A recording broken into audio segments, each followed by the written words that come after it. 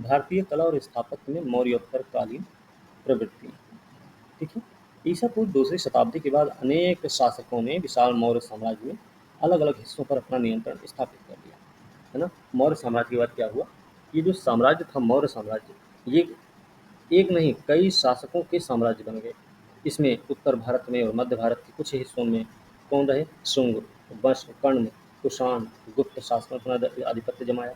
जो उत्तर भारत है ना, मौर्यों के बाद जो उत्तर भारत में आए उसमें शुंग, कण्व, कुषाण, गुप्त रहे। दक्षिण भारत में कौन रहे, दक्षिण पश्चिमी भारत में आप देखेंगे तो सातवाहन है, इक्ष्वाकु हैं, अभीर हैं, वाकट है। इन्होंने अपना वर्चस्व स्थापित किया। ठीक है।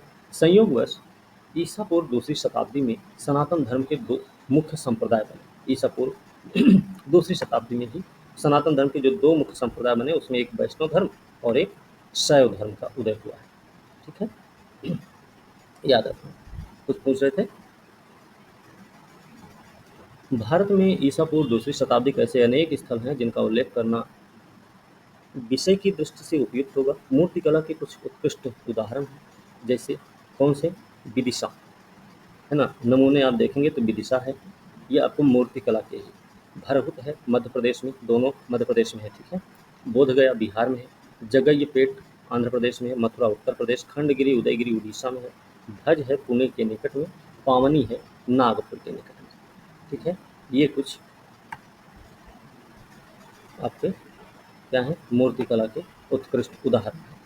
ठीक है। कब के हैं, मौर्योत्तर काल के हैं। ठीक है। मौर्य काल के नहीं है, याद रखना। भरहुत की बात करें, भरहुत कहाँ पर, मध्य प्रदेश में। भरहुत में पाई गई मूर्तियां मौर्यकालीन यक्ष और यक्षिणी की प्रतिमाओं की तरह दीर्घाकार मतलब लंबी है। ठीक है। जो भरहुत में मूर्तियां पाई गई वो कैसी हैं, मौर्यकालीन यक्ष यक्षिणी की प्रतिमा की तरह ही है। अब लगभग आप देख सकते हैं इस मूर्ति को, ये इसकी तुलना आप यक्ष यक्षिणी की मूर्ति से करेंगे तो लगभग सेम सेम दिख रही है। ठीक है।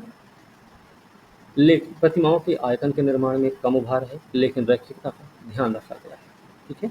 आयतन के निर्माण में उभार कम दिखाए गए, लेकिन रैखिकता है।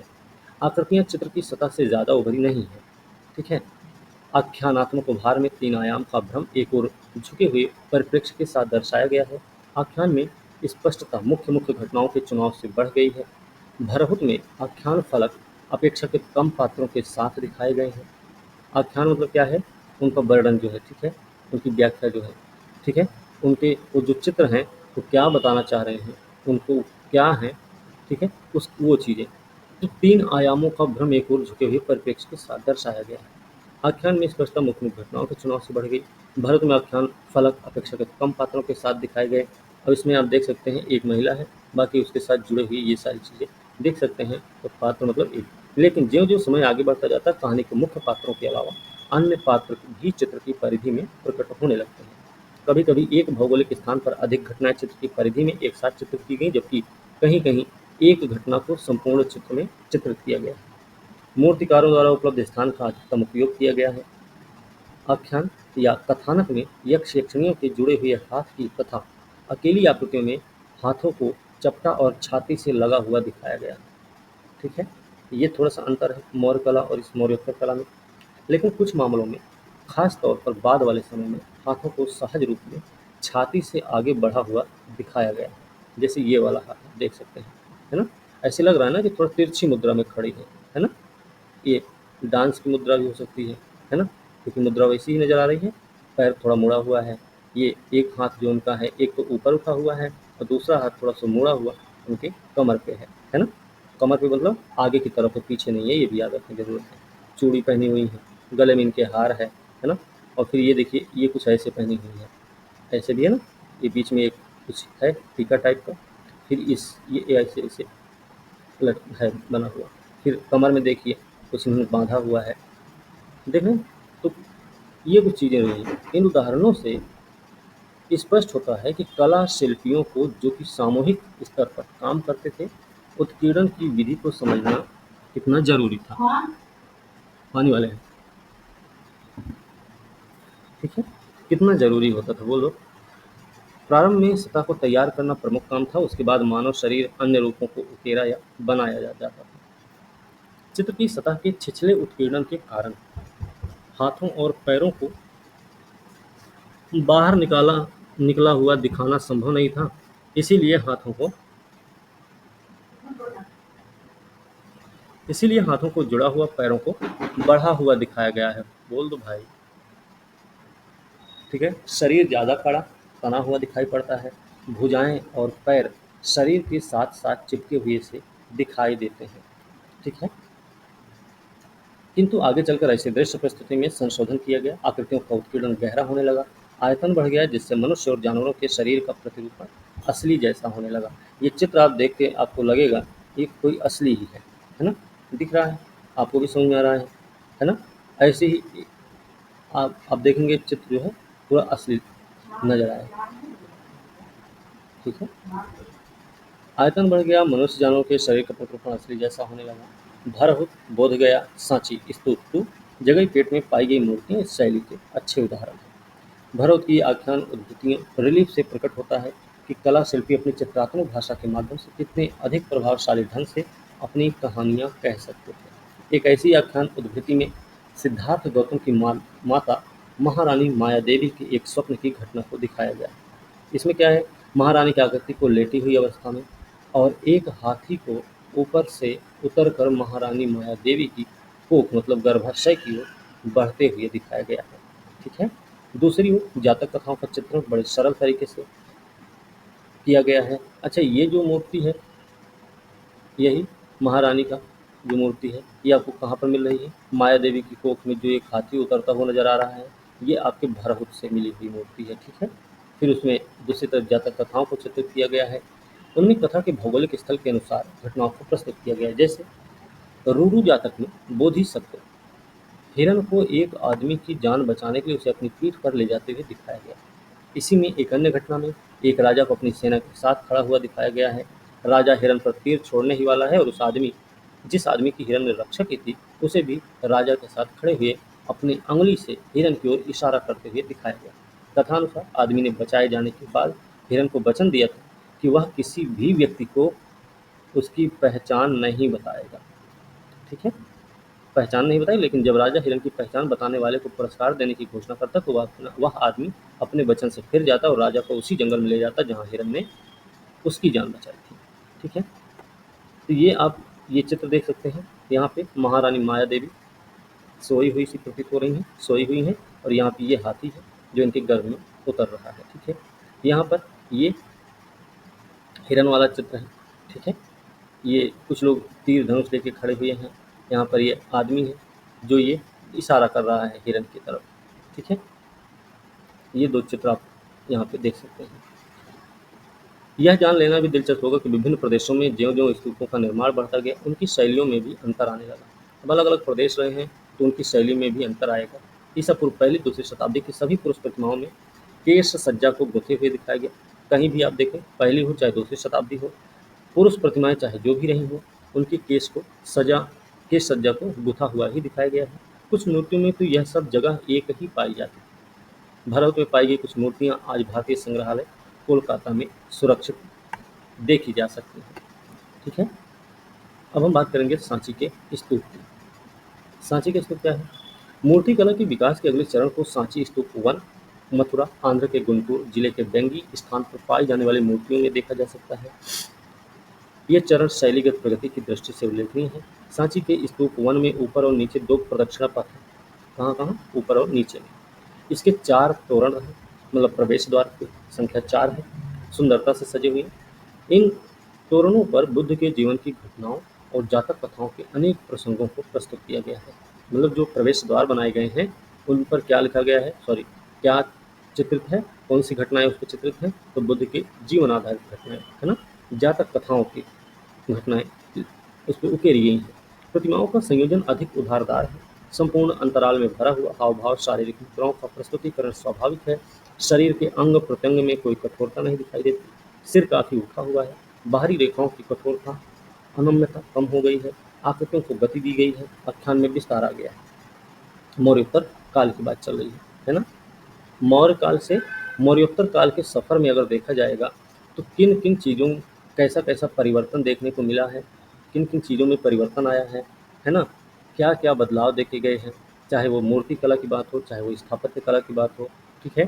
चाहे वो महिला चित्रों की बात हो, है ना? या फिर स्तूपों की सजावट की बात हो, तो इनमें क्या-क्या परिवर्तन आए हैं, वो सारी चीज़ें भी हमको ध्यान में रखनी चाहिए, ठीक है?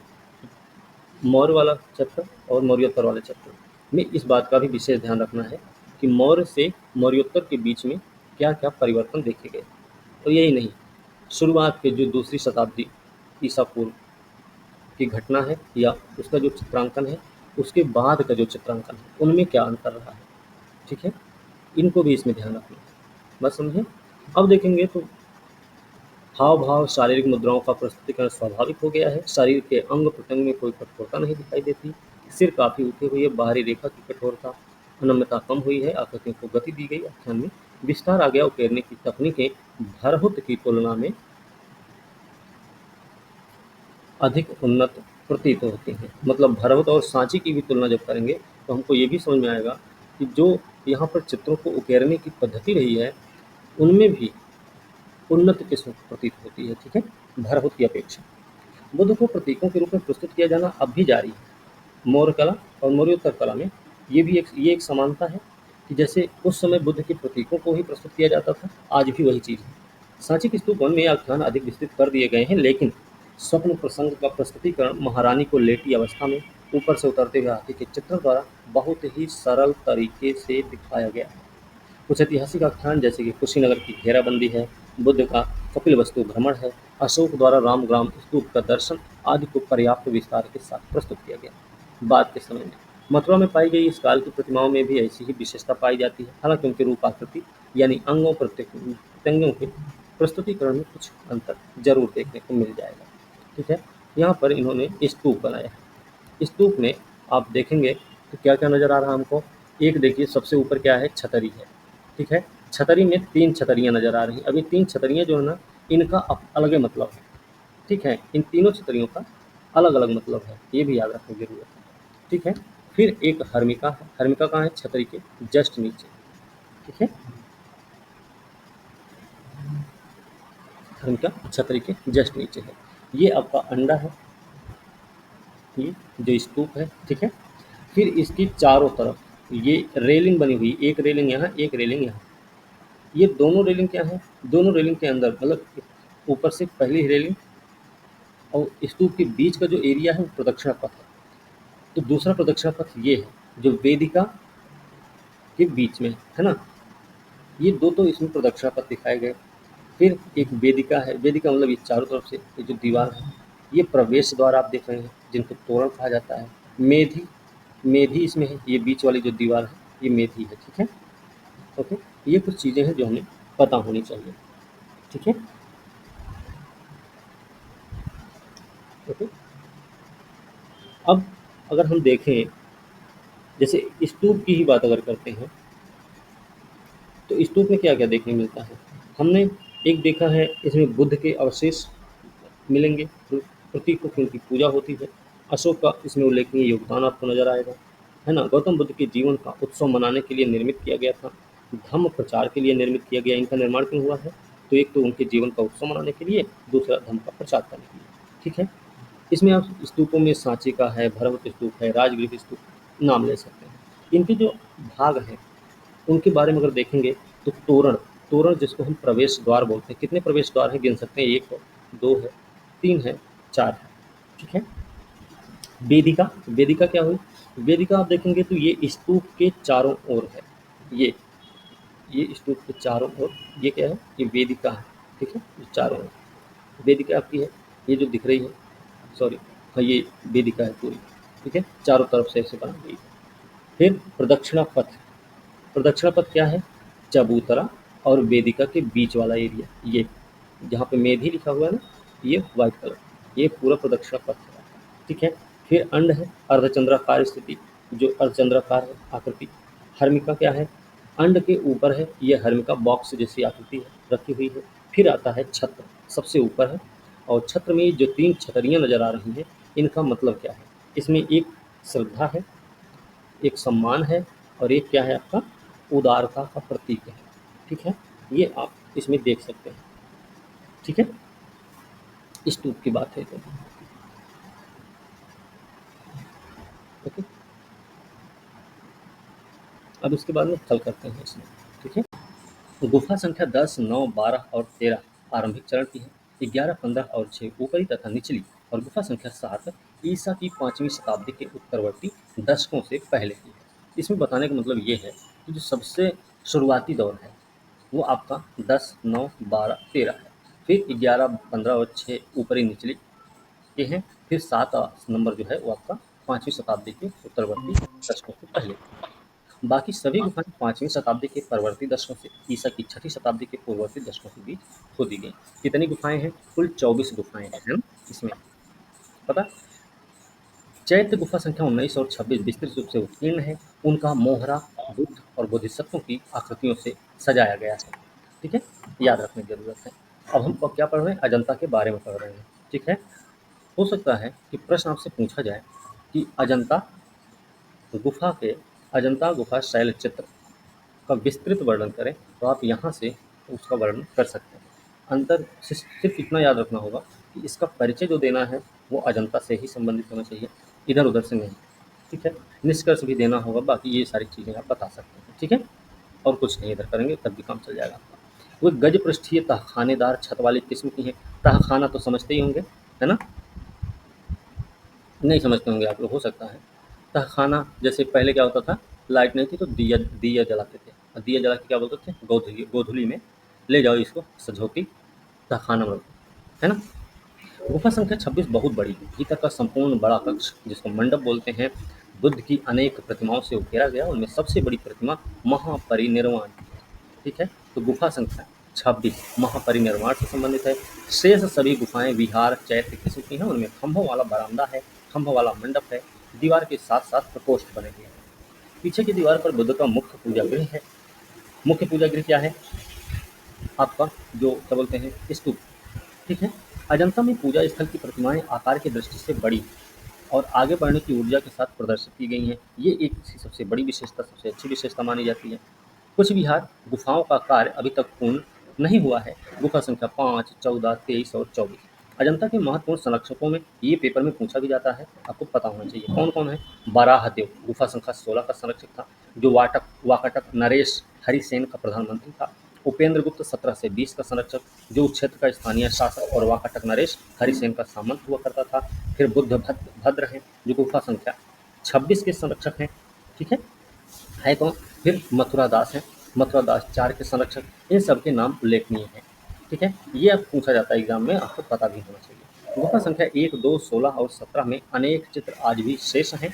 चित्रों में अनेक शैली प्रकारगत अंतर पाए जाते हैं। ऐसा नहीं है जो चित्र बनाए गए सिर्फ एक ही शैली के बने हुए हैं, एक ही प्रकार के बनाए गए हैं, बल्कि उनमें भी अंतर है। कई सारी शैलियों का प्रयोग हुआ है। ईसा की 5वीं शताब्दी के अजंता चित्रों में बाहर की ओर प्रक्षेप दिखाया गया। रेखाएं अत्यंत स्पष्ट हैं, उनमें पर्याप्त लयबद्धता देखने को मिलती है। तो अजंता में जो चित्र बनाए गए ईसा की 5वीं शताब्दी के, उनका उनकी क्या विशेषता है? तो बाहर की ओर एक तो भाई प्रक्षेप दिखाया गया है, एक विशेषता ये है। दूसरी है रेखाएं अत्यंत स्पष्ट दिखाई गई हैं। तीसरा क्या है? उनमें पर्याप्त लयबद्धता भी देखने को मिलती है। ठीक है, ये हमें याद रखने की जरूरत है। शरीर का रंग बाहरी रेखा के साथ मिल गया है, जिससे चित्र का आयतन फैला हुआ प्रतीत होता है, और आकृतियाँ पश्चिमी भारत की प्रतिमाओं की तरह भारी भी हैं। ठीक है, ये पूरा अजंता के बारे में। पहले चरण में बनी गुफाओं विशेषकर 9 और 10 में भी चित्र पाए जाते हैं। ये ईसा पूर्व प्रथम शताब्दी के हैं। जो गुफा संख्या 9 और 10 के चित्र हैं वो किसके हैं? ईसा पूर्व प्रथम शताब्दी के। ठीक है, इन चित्रों में रेखाएं पैनी हैं, रंग सीमित हैं। गुफाओं में आकृतियां स्वाभाविक रूप से बिना बढ़ा चढ़ाकर अलंकृत की हुई रंगी हैं। ये शुरुआती दौर वाली है, पहले चरण वाली है। ठीक है, अप्सरा। अच्छा, अब एक चीज़ और, यहाँ पे देखो अप्सरा का चित्र दिखाया गया है। ये अप्सरा का चित्र आपको कहाँ मिल रहा है? गुफा संख्या 17 में मिलता है। ठीक है, तो ये भी एक याद रखने की तरकीब है कि आप इसको भी याद रख सकते हैं। ठीक है, ये जिससे हम ये कर रहे हैं हाईलाइट, इसको देखने में दिक्कत नहीं ना आप लोगों को? अगर दिक्कत है तो इसका कलर हम चेंज कर देंगे, आप लोग बता देना खाली। ठीक है, हम चित्रित छत गुफा संख्या 10, आप ये भी देख सकते हैं। छत को सजाया गया है चित्रों के माध्यम से। ये 10 अजंता की गुफा संख्या 10 है। ठीक है, और जो अजंता गुफा है ना, वो पूरी तरह बौद्ध धर्म से ही संबंधित है। ठीक है, जबकि एलोरा की जब हम बात करेंगे तो उसमें आप तीनों धर्म देखेंगे, बौद्ध, जैन और हिंदुत्व। ठीक है। भौगोलिक स्थान के अनुसार घटनाओं को समूहबद्ध किया गया है, सतहों में क्षैतिज तरीके से आकृतियों का नियोजन किया गया है, भौगोलिक स्थिति को वास्तु के बाहरी हिस्सों से पृथक कर दिखाया गया है। सांची की मूर्ति कला से समानता से यह स्पष्ट होता है कि किस प्रकार समसामयिक मूर्तिकला और चित्रकला की प्रक्रिया साथ साथ चल रही है। पगड़ी की आगे की गांठ उसी प्रकार से आकृति में दिखाई गई जिस प्रकार मूर्तियों में दिखाई गई है, तथापि पगड़ियों के कुछ अलग प्रकार भी चित्रित हैं। ठीक है। अब एक ये भी याद रखने का तरीका है कि जैसे मान लो कि भौगोलिक क्षेत्र की इन्होंने बात की है, भौगोलिक स्थान और घटनाएं, जैसे एक एरिया है विशेष, ठीक है, और एक समय चल रहा है, इनका किसी कला से क्या संबंध है, उनका प्रभाव पड़ता है भाई, है ना। मान लीजिए भौगोलिक जगह आपकी तटीय क्षेत्र है, या आपका पहाड़ी क्षेत्र है, या आपका मैदानी क्षेत्र है, तो उनका प्रभाव उस चित्र पे पड़ेगा जरूर। ठीक है। अब अगर मान लीजिए परिस्थिति भी जैसी चल रही है, तो परिस्थिति और भौगोलिक स्थान, समझ समझ रहे हैं ना, इन दोनों का प्रभाव मूर्ति कला या किसी भी प्रकार की कला पर पड़ता है। ठीक है। यहाँ पर बताया गया ना, समसामयिक मूर्ति कला चित्रकला की प्रक्रिया साथ साथ चल रही थी, याद रखना। ठीक है। तो आपको एक चीज़ ये याद रखना चाहिए कि जो मूर्ति कला और चित्रकला है, ये भौगोलिक अवस्थिति से भी प्रभावित होती है। ठीक है। साथ ही समसामयिक घटनाक्रमों से भी प्रभावित होती है। बात समझे, याद रखना। अब कैसे प्रभावित होती है आपको समझना पड़ेगा। ठीक है। बात समझ आई भाई।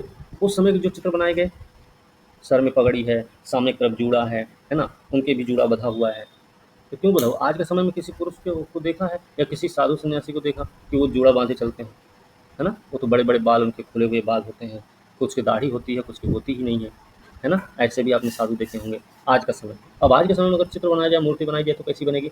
सेम पैटर्न की बनेगी।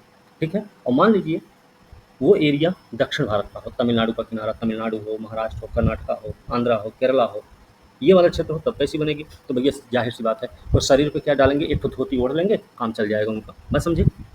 अगर ठंडी का सीजन है तब भी वैसे ही एक धोती से काम चल जाएगा, ओढ़ लिए, है ना, उससे काम चल जाएगा, तो वैसा ही चित्र वहाँ मिलेगा। अब आप सोचें कि गर्मी का महीना अप्रैल मई का महीना है, पहाड़ी क्षेत्र में आप मूर्ति देखना चाहते हैं, तो पहाड़ी क्षेत्र की मूर्ति कैसे मिलेगी? आप अक्टूबर नवंबर की बात छोड़िए, आप मई जून की चैत वैशाख महीने की बात करेंगे, तो भी आपको पहाड़ी क्षेत्र में स्वेटर पहने हुआ व्यक्ति जरूर मिलेगा। तो वहाँ की मूर्तियाँ कैसी बनेंगी? उसको पूरा कपड़ा पहनाया गया रहेगा, रहे, है ना, पूरा कपड़ा पहना के रखेंगे, है ना, पूरा उसको सजा के रखेंगे। बात समझे। तो ये थोड़ा सा भौगोलिक परिस्थितियाँ क्या करती हैं, उनको प्रभावित करती हैं। ठीक है।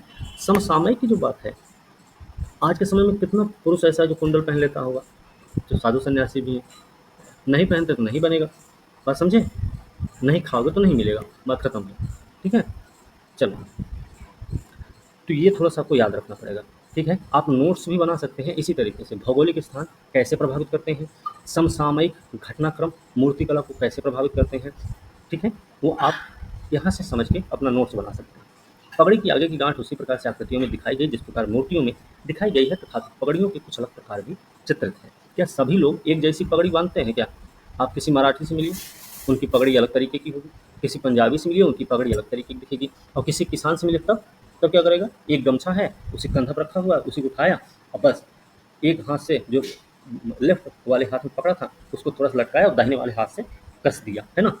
ऐसे ही वो पगड़ी बाँधेगा। बात समझे? तो वैसा चित्र होगा उसका, अलग-अलग तरीके के चित्र। शादी वाला कोई माम फंक्शन है, उसका अलग पगड़ी दिखेगा आपको, है ना? भोज-भात वाला पगड़ी है तो अलग तरीके की दिखेगी, किसी राजा-महाराजा की पगड़ी है तो अलग तरीके की दिखेगी। बात समझ रहे हैं ना? तो ये अलग-अलग तरीके के हैं। आपको इन बातों पर भी ध्यान देना पड़ेगा। ठीक है? चलिए। दूसरे चरण के चित्रों का अध्ययन गुफा संख्या 10 और 9 की दीवारों और स्तंभ पर बने चित्रों से किया जा सकता है। बुद्ध की ये आकृतियाँ 5वीं शताब्दी ईस्वी के चित्रों से अलग हैं। चित्रकला के क्षेत्र में इस प्रकार की गतिविधियों को धार्मिक आवश्यकताओं के आधार पर समझा जाना चाहिए। ठीक है? जो 10 और 9 के चित्र हैं, दीवार स्तंभ पर बने हुए हैं, वो अलग तरीके के हैं। ठीक है? उसमें आप उनकी जो गतिविधियाँ हैं, वो धार्मिक आवश्यकताओं के आधार पर देख सकते हैं। गुफाओं का निर्माण चित्रकला की गतिविधियाँ साथ-साथ एक ही समय में हुई हैं। गुफाओं का निर्माण और चित्रकला दोनों साथ में चली है। अगले चरण के चित्र मुख्यतः गुफा संख्या 16, 17, 1 और 2 में देखे जा सकते हैं। इसका ये अर्थ नहीं है कि अन्य गुफाओं में चित्र निर्माण नहीं हुआ। वस्तुतः प्रत्येक खोदी गई गुफा में चित्र बनाए गए, लेकिन उनमें से कुछ ही शेष रह गए। इन गुफा चित्रों में प्रतीकात्मक वर्गीकरण पाया जाता है। ये भी देखा गया है कि इन चित्रों में त्वचा के लिए विभिन्न रंगों जैसे भूरा, पीलापन लिए हुए भूरा, हरे, पीले आदि का प्रयोग किया गया है। अब इसमें देखें, ये वाले इनका कैसा चित्र दिख रहा है, ये पीलापन लिए हुए भूरा कलर है। इनका देखिए गाढ़ा भूरा कलर नज़र आ रहा है ना? ये देख सकते हो, ठीक है ना? चलिए, जो भिन्न प्रकार की जनसंख्या प्रतिनिधित्व का प्रतिनिधित्व करता है। सब एक जैसे तो है नहीं, कोई गोरा है, कोई काला है, कोई सांवला है ना? बस समझे, आज भी यही देखने को मिलता है, किसी का बाल घुंघराला है, किसी का बाल छोटा है, किसी का है ये नहीं है, किसी का बहुत ज़्यादा बाल है, आज भी देखते हैं।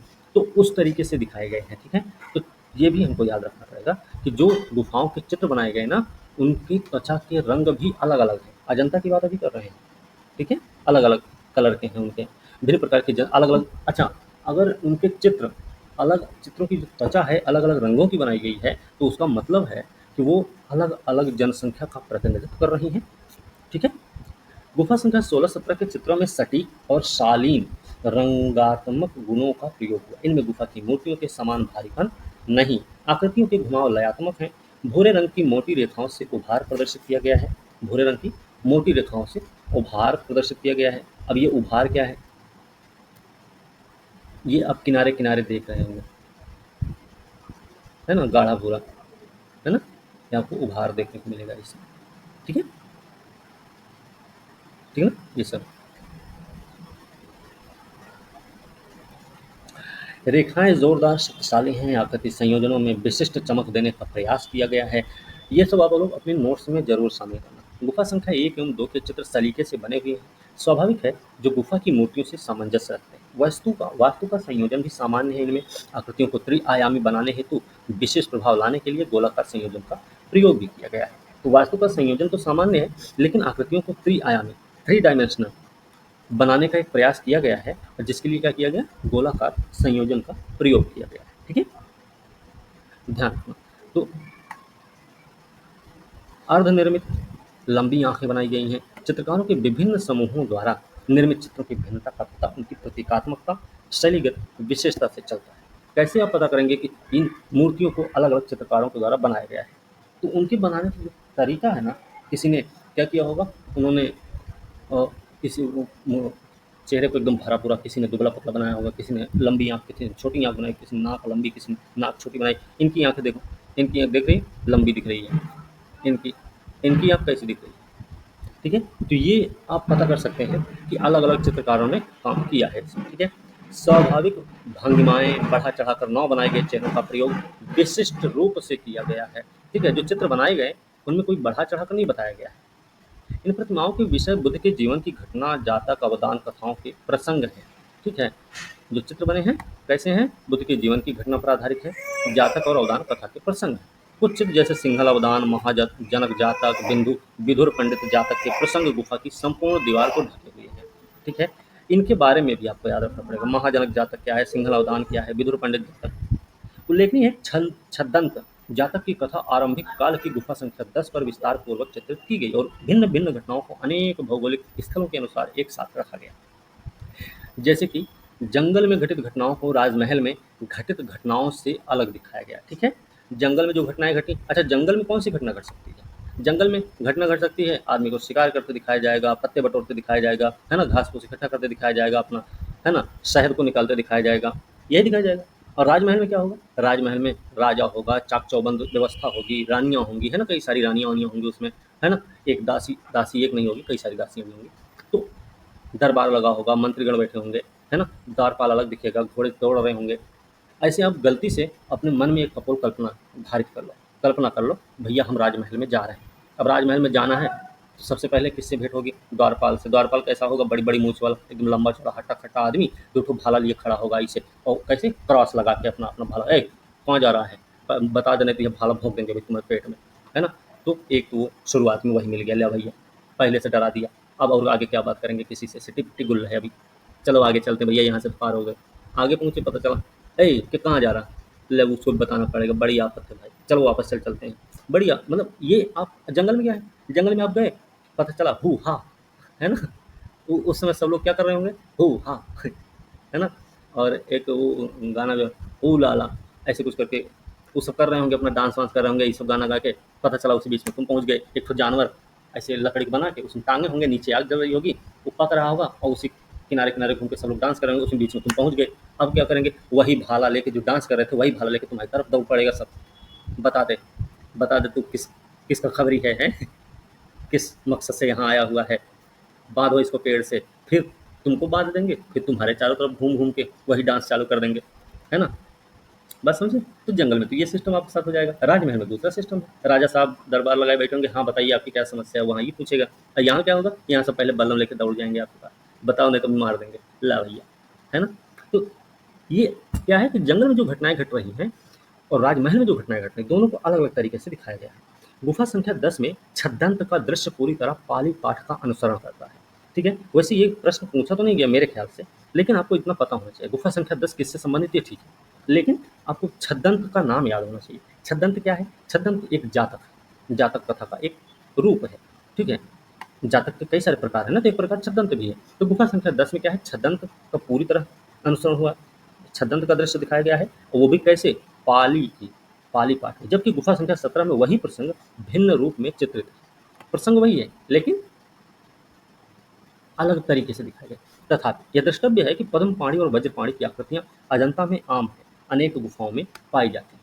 ठीक है, पद्मपाणि और वज्रपाणि की जो आकृतियां हैं आपको अजंता में आम रूप में दिख जाएंगी। ठीक है, इन आम बात है, और जो सभी गुफाओं में, अनेक गुफाओं में, सभी में नहीं अनेक में दिख जाएगी जरूर।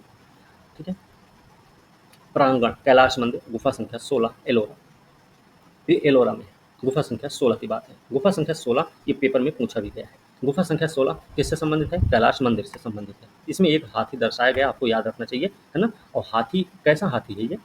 इसका दांत टूटा हुआ है, टूटा हुआ दिख रहा है कि पूरा दांत दिख रहा है? इसका दांत टूटा हुआ है। ठीक है, अब कौन सा दांत टूटा होगा भैया, लेफ्ट की राइट? ये आपके समझने की बात है। आप इसको सामने रखेंगे तो आपके दाहिनी तरफ इसका दांत पड़ रहा है जो टूटा हुआ है ना? तो इसका ये बायां वाला हो जाएगा। ठीक है, अच्छा, बैठे हुए बुद्ध चैत्य कक्ष गुफा संख्या 10 एलोरा में दिखाया गया है। बैठे कहाँ पे हैं? कहीं पर बैठे हुए हैं ना, कोई जैसे सिंहासन टाइप का लग रहा है वहाँ बैठे हो, जमीन पे नहीं बैठे हुए दिखाए गए ना। कि भैया छतरी नहीं दिख रही, छतरी है ना लग रहा है, तो उसी पे ना बैठे हुए दिख रहे हैं। तो ये थोड़ा सा याद रखने का वो है। लेकिन वो गुफा संख्या 1 में सर्वोत्तम रीति से सुरक्षित। गुफा संख्या 2 की कुछ आकृतियां व्यंगी की प्रतिमाओं से संबंध रखती हैं, जबकि दूसरी ओर कुछ प्रतिमाओं के निरूपण में विदर्भ की मूर्ति कला का प्रभाव भी दृष्टिगोचर होता है। अब हम बात करेंगे एलोरा। एलोरा कहाँ है? औरंगाबाद जिला में है, महाराष्ट्र में। ठीक है, वैसे औरंगाबाद बिहार में भी अपने पड़ता है, लेकिन बिहार का नहीं, ये महाराष्ट्र की बात चल रही है। ये अजंता से 100 किलोमीटर की दूरी पर है। बौद्ध, ब्राह्मण, जैन तीनों से संबंधित गुफाएं यहाँ पर मिल जाएंगी। ब्राह्मण मतलब हिंदू धर्म। ठीक है, 34 गुफाएं टोटल हैं। ठीक है, अब यहाँ पे सवाल ये है कि सबसे ज्यादा गुफाएं किसकी? ठीक है, देश में कलाओं के इतिहास की दृष्टि से यही एक ऐसा अनुपम स्थल है जहाँ ईसा की 5वीं शताब्दी से लेकर 11वीं शताब्दी तक के 3 भिन्न भिन्न धर्मों के मठ, धर्म भवन एक साथ पाए जाते हैं। इसके अलावा अनेक शैलियों के संगम के रूप में भी बेजोड़ है। एलोरा औरंगाबाद की गुफाएं दो धर्मों, विशेष रूप से बौद्ध और ब्राह्मण धर्म के बीच चल रहे अंतरों को दर्शाती हैं। जो एलोरा की गुफा है और बाकी जो औरंगाबाद की गुफाएं हैं, ये किनके बीच में? दो धर्मों के बीच चल रहे अंतर को दर्शा रही हैं।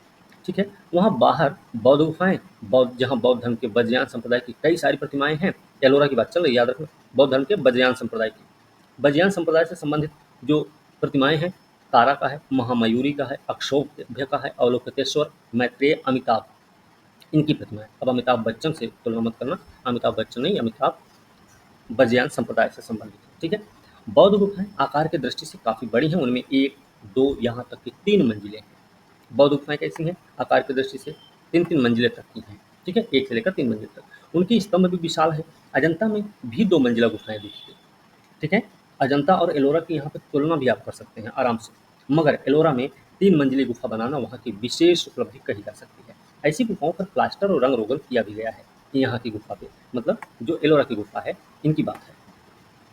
अधिष्ठाता बुद्ध की प्रतिमाएं आकार में बड़ी हैं। पद्मपाणि, वज्रपाणि की प्रतिमाएं आमतौर पर उनके अंग रक्षक के रूप में दिखाई गई हैं या बनाई गई हैं। यहाँ पे आप देख सकते हैं ये वाली मूर्ति, यहाँ पे पद्मपाणि, वज्रपाणि, ये किनारे किनारे यही दो लोग हैं, ये बीच में गौतम बुद्ध है। ठीक है, एक पद्मपाणि और एक वज्रपाणि, है ना?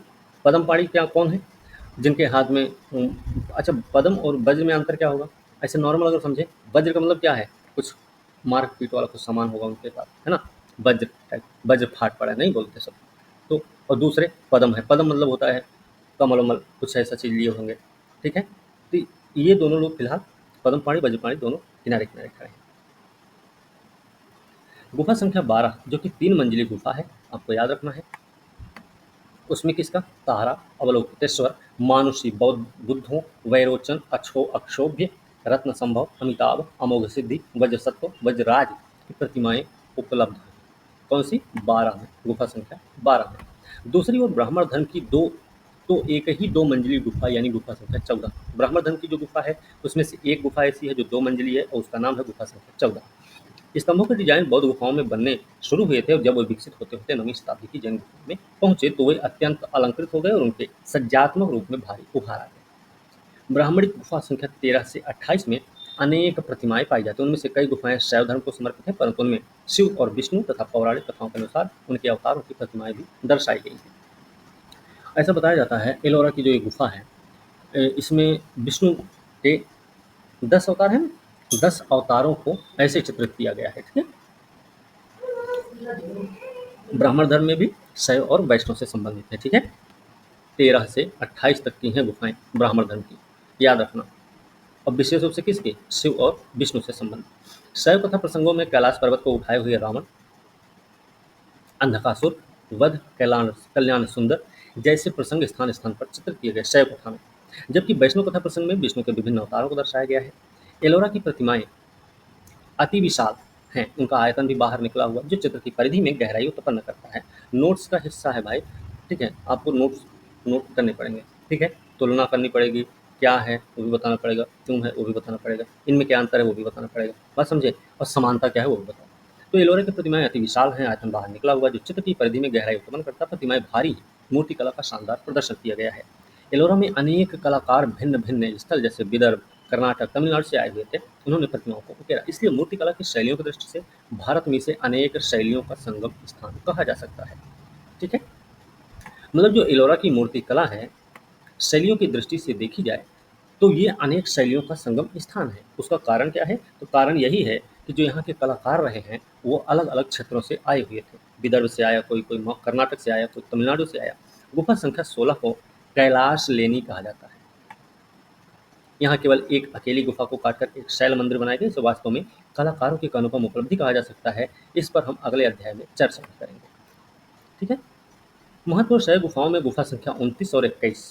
शैव गुफा में 29 और 21 बड़ा उल्लेखनीय है। क्या है इसमें? 29 की योजना मुख्य रूप से एलिफेंटा जैसी ही है। गुफा संख्या 29, 21, 17, 14, 16 की मूर्ति कलात्मक विशेषता विशालता है, स्मारकीयता है, चित्र में प्रदर्शित गतिशीलता की दृष्टि से आश्चर्यजनक भी है। एक अन्य उल्लेखनीय गुफा स्थल बाघ है, बाघ की गुफा। बौद्ध भित्ति चित्रों वाली बाघ गुफाएं मध्य प्रदेश के धार जिला मुख्यालय से 97 किलोमीटर की दूरी पर है। ये बाघ की गुफा कहाँ है? धार जिला में है, ठीक है? धार मध्य प्रदेश में पड़ता है। धार झाबुआ, है ना? ये गुफाएं प्राकृतिक नहीं है, अभी तो चट्टानों को काटकर बनाई गई हैं। प्राकृतिक नहीं है, चट्टानों को काटकर बनाई गई। ये प्राचीन समय में सातवाहन काल में बनाई गई हैं। बाकी गुफा कब की है? सातवाहन काल की है। अजंता जैसी बाघ गुफाओं का निर्माण कुशल शिल्पकारों द्वारा सीधे बलुआ पत्थर पर किया गया, जो अजंता की गुफा है, जिसका मुख बघानी नामक मौसमी नदी की तरफ है, ठीक है? आज मूल 9 गुफाओं में से केवल 5 गुफाएं बची। बाघ की गुफा की बात चल रही, जिसमें से सभी भिक्षुओं के विहार, चतुष्कोण वाले विश्राम स्थान है। इनमें लघु कक्षों के पीछे चैत्य अर्थात प्रार्थना कक्ष होता है। इन 5 गुफाओं में सबसे महत्वपूर्ण गुफा संख्या 4 है, जिसे आमतौर पर रंग महल के नाम से जाना जाता है, जहाँ दीवार छत पर चित्र अभी भी दिखाई देते हैं। गुफा संख्या 2, 3, 5, 7 में भी दीवारों छतों पर भित्ति चित्रों को देखा जा सकता है। इसमें क्या है? लाल भूरे रंग के पत्थर के किरकिरे से तैयार मोटे प्लस्तर से इन दीवारों छतों को बनाया गया था। इनमें सबसे सुंदर चित्रों में से गुफा संख्या 4 के बरामदे की दीवार पर है। भारतीय शास्त्रीय कला को और अधिक हानि न हो इसलिए 1982 में इन चित्रों को ग्वालियर के पुरातात्विक संग्रहालय में पुनः स्थापित किया गया, जिन्हें वहाँ पर हम देख सकते हैं। तो हो सकता है ये भी एक प्रश्न पूछा जा सके आपसे कि ये कहाँ पर संरक्षित हैं, ठीक है? किस संग्रहालय में संरक्षित हैं? तो ये 1982 में ग्वालियर के पुरातात्विक संग्रहालय में संरक्षित किए गए, ये आप देख सकते हैं। एलिफेंटा और अन्य स्थल। मुंबई के पास स्थित एलिफेंटा गुफा शैव धर्म से संबंधित है ना? ये गुफाएं मुंबई के पास में एलिफेंटा, ये गुफाएं एलोरा के समकालीन हैं, ये भी याद रख सकते हैं। इनकी प्रतिमाओं में शरीर का पतलापन नितांत गहरे और हल्के प्रभाव के साथ दृष्टिगोचर होता है। चट्टानों में काटी गई गुफाओं की परंपरा दक्कन में जारी रही। गुफाएं महाराष्ट्र में ही नहीं बल्कि कर्नाटक में चालुक्य राजाओं के संरक्षण में, मुख्य रूप से बादामी और ऐहोली में, आंध्र प्रदेश के विजयवाड़ा क्षेत्र में, तमिलनाडु में पल्लव राजाओं के संरक्षण में, मुख्य रूप से महाबलीपुरम में पाई जाती है। कौन सी क्या चीज पाई जाती है? गुफाएं पाई जाती है। देश में ईसा की छठी शताब्दी के बाद कला इतिहास का विकास राजनीतिक स्तर पर अधिक हुआ, जबकि इससे पहले के ऐतिहासिक कालों में जनता के सामूहिक संरक्षण में अधिक फला फूला था। अब देखिए, एक अंतर हुआ। क्या अंतर आया है? छठी शताब्दी के बाद जो कला बनाई गई वो किसी न किसी राजनीतिक संरक्षण के अंतर्गत बनाई गई। अगर हम छठी शताब्दी से पहले के ऐतिहासिक काल को देखेंगे, कलाओं को देखेंगे, तो उनको क्या किसका संरक्षण मिला? तो जनता का सामूहिक संरक्षण मिला है। ठीक है, एक ये अंतर आपको पता होना चाहिए, ये भी आपके नोट्स में रहना चाहिए। यहाँ मिट्टी सर की छोटी छोटी। हाँ, एक बार इसको फिर से समझा दीजिए, तो मतलब कैसे हुआ ये? क्या चीज? जैसे ये इतिहास का रहा राजनीतिक से संबंधित हुआ। अच्छा, हाँ, इसमें ये बता रहा है ना कि जैसे छठी शताब्दी के बाद क्या हुआ, ईसा की छठी शताब्दी मतलब बीसी का दौर है, और 600 बीसी के बाद वाला दौर। ठीक है, इस समय क्या होता है ना, जैसे राजा महाराजा सब बनने लग जाते हैं। ठीक है, 600 बीसी के बाद नहीं, छठी शताब्दी की बात चल रही है। पाँच, जैसे अभी क्या है, 501 से है ना, 599 या 599 से 501, इस दौर में राजा महाराजा का समय रहा। ठीक है, अब राजा महाराजा का जो दौर चला, राजाओं ने ही क्या किया, गुफाओं को बनाना शुरू कर दिया, है ना। वो अपने अपने पैसे पर, अपने खर्च पर उन्होंने गुफाएं बनानी शुरू की। ठीक है, वो किसी न किसी धर्म को संरक्षण दे रहे थे, उसी के नाम पर वो गुफा बनाने लग गए। लेकिन उससे पहले का जो मामला था, आप देखेंगे तो उससे पहले राजनीतिक संरक्षण तो था, लेकिन आप देखेंगे तो कहीं व्यापारी वर्ग भी सपोर्ट कर रहा है, कहीं किसान वर्ग भी सपोर्ट कर रहा है, पशुपालक वर्ग भी सपोर्ट कर रहा है ना। तो सारे वर्ग, समाज के जो भी लोग हैं, वो लोग भी उसको संरक्षण दे रहे थे। ठीक है, किसी न किसी तरीके से अपना योगदान दिया है। ठीक है, मतलब लुहार है तो वो छेनी हथौड़ी दे दिया होगा, कोई पत्थर पे जो उकेरने वाला है वो अपना मूर्ति बना दिया होगा। बात समझे? यस सुन सर। रहे हैं? हाँ, राजनीतिक संरक्षण का मतलब है कि राजाओं का संरक्षण। ठीक है, यहाँ मिट्टी की छोटी छोटी आकृतियों का उल्लेख कर देना भी समीचीन होगा, जो देश भर में स्थान स्थान पर पाई गई मिट्टी की छोटी छोटी आकृतियां भी मिली। इनसे ये प्रकट होता है कि पत्थर की धार्मिक मूर्तिकला की परंपरा के साथ साथ समांतर रूप से स्वतंत्र स्थानीय परंपरा भी चल रही थी। मतलब जो मिट्टी की छोटी छोटी आकृतियां मिली, उनका मतलब क्या हुआ? उनका मतलब ये हुआ कि पत्थर की धार्मिक मूर्तिकला की परंपरा तो चल ही रही थी, साथ ही साथ स्वतंत्र स्थानीय परंपरा भी चल रही थी। अरे, किसी आम आदमी, कोई आम आदमी क्या आपको बड़ी सी गुफा बनवा सकता है? नहीं बना सकता। तो वो क्या करेगा, छोटी मूर्ति रख लेगा। हाँ, समझे? तो ये थोड़ा सा याद रखना। फिर पकी मिट्टी की अनेक प्रतिमाएं भिन्न भिन्न छोटे बड़े आकारों में सर्वत्र पाई गई, जिससे उनकी लोकप्रियता का पता चलता है। उनमें से कुछ खिलौने हैं, कुछ छोटी छोटी धार्मिक आकृतियां हैं, कुछ विश्वास के आधार पर कष्टों पीड़ाओं के निवारण के लिए बनाई गई लघु मूर्तियां हैं, है ना। पूर्वी भारत की गुफा परंपरा, यहाँ से प्रश्न बीपीएससी में पूछा गया है। पश्चिमी भारत के समान पूर्वी भारत में भी विशेषकर आंध्र प्रदेश, ओडिशा के तटीय क्षेत्रों में बौद्ध गुफाओं का निर्माण हुआ। आंध्र प्रदेश में एलुरु जिले में स्थित गुंटापल्ली इनमें से एक प्रमुख स्थल है। ठीक है, आंध्र प्रदेश का गुंटापल्ली। मठों की संरचना के साथ पहाड़ों में गुफाओं का निर्माण हुआ, ये आप देख सकते हैं। संभवतः यह एक ऐसा विशेष स्थल जहाँ स्तूप, विहार, गुफाओं का एक स्थान पर निर्माण हुआ। गुंटापल्ली के चैत्य की गुफा गोलाकार है, प्रवेश द्वार चैत्य के रूप में बने हुए हैं। पश्चिमी भारत की अन्य गुफाओं की तुलना में गुफाएं छोटी हैं। विहार गुफाओं का निर्माण अधिक संख्या में हुआ। अधिक छोटी होने के बावजूद मुख्य विहार गुफाएं बाहर से चैत्य तोरणों से सजी हुई हैं। ये गुफाएं आयताकार भी हैं, जिनकी छत मेहराबदार है। बिना बड़े कक्ष के एक मंजिली या दो मंजिली भी हैं। निर्माण इनका ईसा पूर्व दूसरी शताब्दी में हुआ था। इसके बाद के काल में कुछ विहार गुफाओं का निर्माण हुआ। गुंटापल्ली के अलावा राम परे रामपरेम पल्लम एक अन्य महत्वपूर्ण स्थल, जहाँ पहाड़ी के ऊपर क्या किया गया है, चट्टान को काट कर, ये आप देख सकते हैं यहाँ पे, ऐसे नहीं, गुफाएं बनी तो हैं, छोटी हैं, लेकिन आपको क्या दिख रहा है यहाँ पे, ये तोरण द्वार नजर आ रहा है ना, सजा हुआ सा तोरण द्वार से बनाया गया है सब। ठीक है, और आगे पिलर बने हुए हैं, ये बरामदा टाइप का है ना, ये चौखटा हो जाएगा, यहाँ से अंदर प्रवेश लेते होंगे। को काट कर एक छोटे स्तूप का निर्माण हुआ विशाखापत्तनम, आंध्र प्रदेश के समीप अनकापल्ली, ये भी याद रखना। गुफाओं का निर्माण हुआ और चौथी पांचवी शताब्दी में पहाड़ी के ऊपर चट्टान काटकर एक बड़ा सा स्तूप बना। एक ऐसा विशिष्ट स्थल है अनकापल्ली, जहाँ चट्टान काटकर देश के सबसे बड़े स्तूप का निर्माण हुआ। नाम याद रखना, पूछा जा सकता है ना?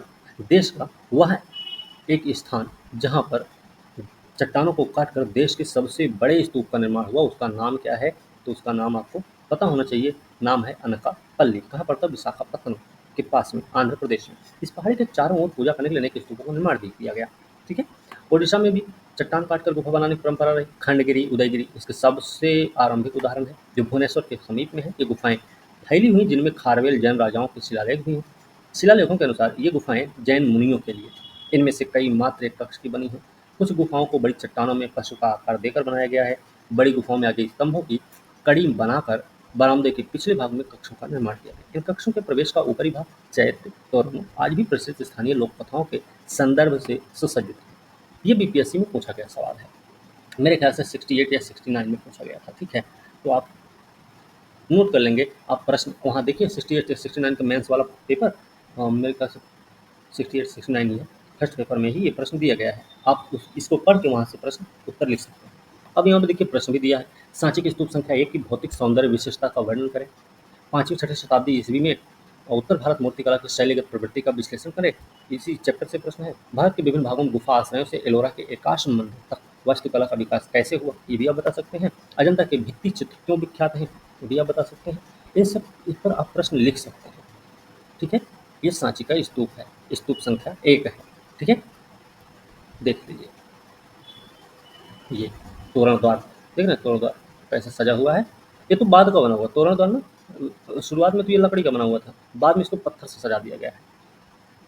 ठीक है, तो चलिए अभी इसी पे रोक देते हैं इसे। ठीक है, सर आज क्या टेस्ट? तो एलिफेंटा की महेश मूर्ति। ठीक है, ये आपको याद रखना है, पीटी में हो सकता पूछ लिया जाए। एलिफेंटा की महेश मूर्ति ईसा की 6वीं शताब्दी के प्रारंभिक काल में बनी बनाई गई थी। यह गुफा के मुख्य देवालय में स्थापित है। पश्चिमी दक्कन की मूर्तिकला की परंपरा शैलकृत गुफाओं में मूर्ति निर्माण की गुणात्मक उपलब्धि का एक उत्तम उदाहरण भी है। ठीक है, ये आकार में काफ़ी बड़ी है। इसका बीच का सिर शिव की मुख्य मूर्ति है। दोनों ओर के दृश्यमान सिर भैरव और उमा के हैं। ठीक है, बीच वाला जो सिर है वो किसका है? भगवान शिव का है। ठीक है, किनारे पे जो दो सिर दिख रहे हैं, एक तो भैरव का है और एक उमा का है, देवी उमा। उमा मतलब पार्वती जी। ठीक है, याद रखना। बीच का चेहरा शिव का अधिक उभरा हुआ। सर उल्टा क्यों है? अब किताब ऐसे आई है तो हम क्या करें। और गोल है, होंठ इनके मोटे हैं, याद रखना है। पलकें भारी हैं, नीचे के होंठ उभरे हुए हैं। इस मूर्ति की अलग विशेषता है, इसमें शिव का सर्व समावेशी पक्ष दर्शाया गया। इसमें इसका प्रतिरूपण कोमल है, सतह समतल चिकनी है और चेहरा बड़ा है। शिव भैरव के पार्श्व मुख को गुस्से में बाहर निकली आंख मूछ के साथ दिखाया गया। किसका? शिव। और भैरव का जो चेहरा है ना, एकदम गुस्से में लग रहा है। ठीक है, आंख बाहर निकली हुई नजर आ रही है। ठीक है, तो ये चीज़ भी हमें याद रखनी है, मूछ के साथ। तीसरा चेहरा नारी मुख है, जो शिव के एक साथ 5 मुख होने का उल्लेख है। इस प्रतिमा में वैसे तो शिव के 3 मुख ही दिखाई देते हैं, पर हो सकता है कि पीछे की ओर के 2 मुख अदृश्य रखे गए हों। प्रत्येक सिर पर मूर्ति कलात्मक विद्यमानता के अनुसार एक अलग किस्म का मुकुट रखा गया है। सब पे अलग अलग तरीके का मुकुट है। ठीक है, ये मूर्ति कब की है? तो ये मूर्ति गुफा की दक्षिणी दीवार पर बनाई गई है। इसके साथ शिव के 2 अन्य रूप अर्धनारीश्वर और गंगाधर। गंगाधर अर्धनारीश्वर है ना, आधा पुरुष आधा महिला। ठीक है, और गंगाधर मतलब गंगा को धारण करने वाले कौन है? शिव हैं। तो की मूर्तियाँ सतह की समतल, चिकनाई, लंबाई, लयबद्ध गति जैसी विशेषताओं के लिए जानी जाती है। उनकी रचना संयोजन बहुत जटिल है। इस गुफा का मूर्ति विन्यास एलोरा की गुफा संख्या 29 में दोहराया गया है। ठीक है, मतलब यहाँ पर जो आप देख रहे हैं मूर्ति विन्यास, मूर्ति बनाने की कला, वो आप एलोरा की गुफा संख्या 29 में भी देख सकते हैं, है ना। तो याद रखना एलिफेंटा में जो बना है उसको ले जाके एलोरा की गुफा संख्या 29 में दोहराया गया, ठीक है। ये 3 चेहरे आपको दिख रहे होंगे यहाँ पे, है ना, ध्यान रहे। चलिए आगे, भारतीय भित्ति चित्र परंपरा, यहाँ पे देख रहे होंगे ये सब भित्ति चित्र मतलब दीवार पर बनाई गई, है ना, चित्रकारी की गई है दीवारों पर, ये आप देख सकते हैं। अब इसमें देखिए सबके नाम दिए गए, क ख ग घ ऐसे करके, फिर अंगना चा। अब क में क्या है, अनंत अनंत पद्मनाभ मंदिर है कासरगोड, आपका ये अनंत अनंत पद्मनाभ मंदिर कासरगोड में है, ठीक है, ये उसका चित्र है। दूसरा, वराह को मारते हुए शिव किरातार्जुनीय प्रकरण लेपाक्षी मंदिर ख में, यहाँ पे, ठीक है, लेपाक्षी मंदिर का ये दृश्य है, ठीक है, जहाँ पर शिव किसको मार रहे हैं, वराह को मार रहे हैं, ठीक है, किरातार्जुनीय प्रकरण है। तीसरा जो चित्र है, चोल नरेश राजराज राजकवि करुवर देवेर तंजाउर 11वीं शताब्दी का है, ये आप देख सकते हैं, ठीक है। चौथा है रावण वध, सॉरी त्रिपुरासुर वध करते हुए शिव तंजाउर में, ये, ठीक है, त्रिपुरासुर का वध कर रहे हैं यहाँ पे, तो ये। और पांचवा है रावण वध करते हुए रामायण पट मत्तन चेरी महल में है। और छठवां है शास्त्र पद्मनाभपुरम ठक्कर में, ठीक है। मतलब यहाँ पे ये बताने का मतलब है कि अगर आपसे ये पूछा जाए वराह को मारते हुए शिव किरातार्जुनीय प्रकरण जो भित्ति चित्र है ये कहाँ पर देखने को मिलेगा, तो लेपाक्षी मंदिर में, ठीक है। इस तरीके से हमको याद रखना चाहिए, ठीक है, बात समझ आई। इसको हम हाईलाइट भी कर देते हैं ताकि आप नोट्स भी बना लेंगे, ठीक है। चलिए हो गया, यहाँ तक निपट गया अब ये। अब अपना आ गया 5वां चैप्टर, ठीक है। तो अब पहले इसको हम